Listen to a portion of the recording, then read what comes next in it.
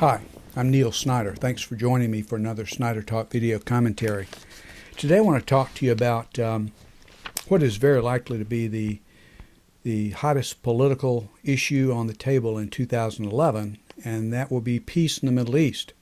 Of course, it was also one of the hottest political issues on the table in 2010, and it's been hot for a long time, but it's going to continue to be hot because so much is at stake.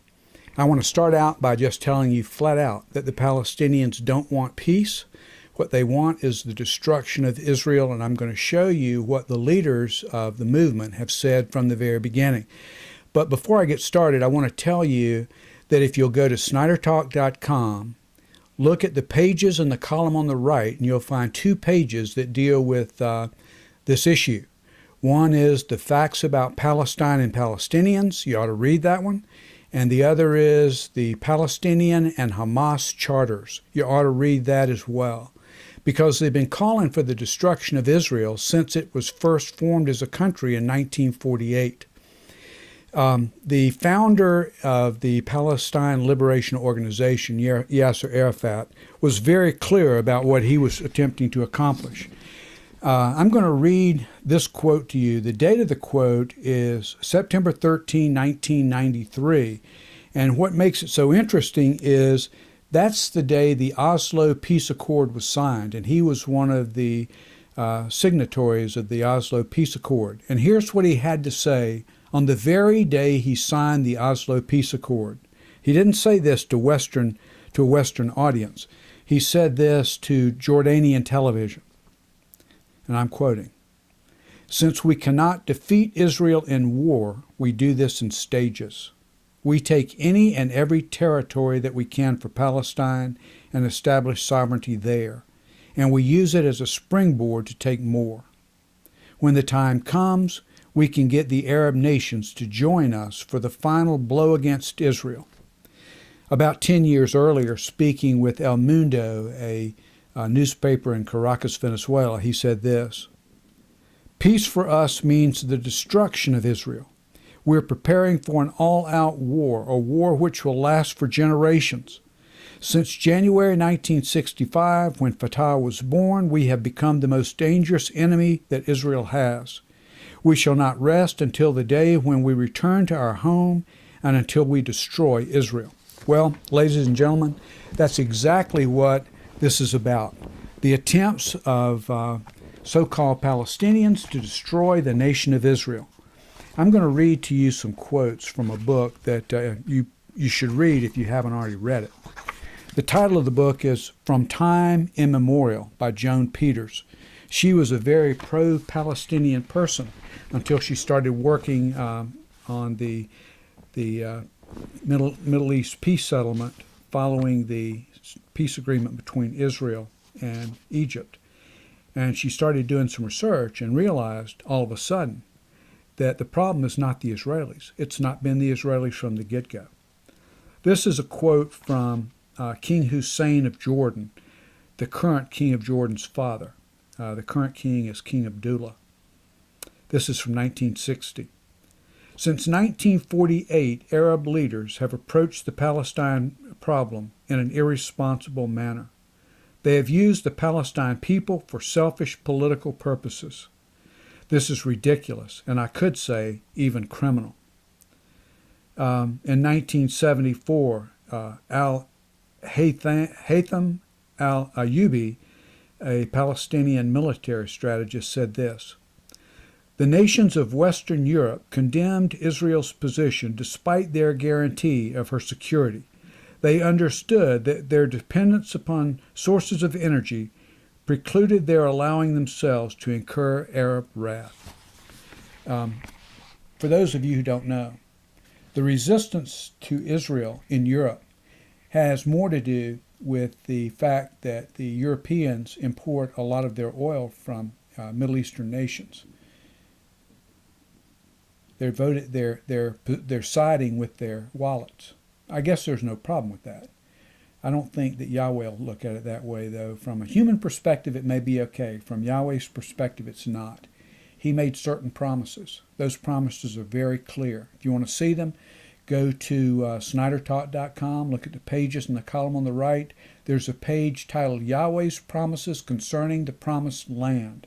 Those promises will be fulfilled, every one of them to the letter. It won't matter that the Europeans get their oil from the Middle East. Here are a couple of passages from the book, From Time Immemorial by Joan Peters. According to a research report by the Arab-sponsored Institute for Palestine Studies in Beirut, however, the majority of the Arab refugees in 1948 were not expelled, and 68% left without seeing an Israeli soldier. After the Arabs' defeat in the War of 1948, their positions became confused. Some Arab leaders demanded the return of the expelled refugees to their former homes despite the evidence that Arab leaders had called upon Arabs to flee. At the same time, Emil Guri, secretary of the Arab Higher Command, called for the prevention of the refugees from return. He stated in the Beirut Telegraph on August 6, 1948, "It is inconceivable that the refugees should be sent back to their homes while they're occupied by the Jews. It would serve as a first step toward Arab recognition of the State of Israel and partition." Arab activist Musa Alami declared as he saw the problem, "How can people struggle for their nation when most of them do not know the meaning of the word? The people are in great need of a myth to fill their consciousness, an imagination. According to Alami, an indoctrination of the myth of nationality would create identity and self-respect."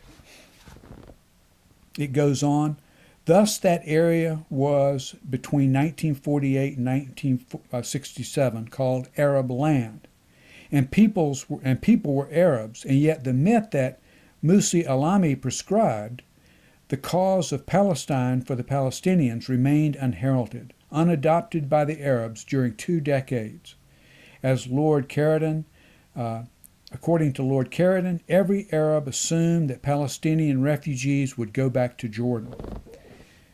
When Palestine was referred to by the Arabs, it was viewed in the context of the intrusion of a Jewish state amidst what the Arabs considered their own exclusive environment or milieu, the Arab region. As the late Egyptian President Gamal Abdel Nasser screamed in 1956, the imperialist destruction of Palestine was an attack on Arab nationalism, which unites us from the Atlantic to the Gulf, meaning the Persian Gulf. Ever since the 1967 Israeli victory, however, when the Arabs determined that they couldn't obliterate Israel militarily, they have skillfully waged economic, diplomatic, and propaganda war against Israel. This, Arabs reasoned, would take longer than military victory, but ultimately the result would be the same. Critical to the new tactic, however, was a device designed to whittle away at the sympathies of Israel's allies. What the Arabs envisioned was something that could achieve Israel shrinking to indefensible size at the same time that she became insolvent. And that, ladies and gentlemen, is exactly what the Palestinians hope to accomplish with their so-called peace deal, to shrink Israel to a size that is indefensible and cause her to become insolvent, to destroy the nation of Israel. That has been their aim since the beginning. That has never changed. You don't need to look any further than the Palestinian and Hamas charters to see that.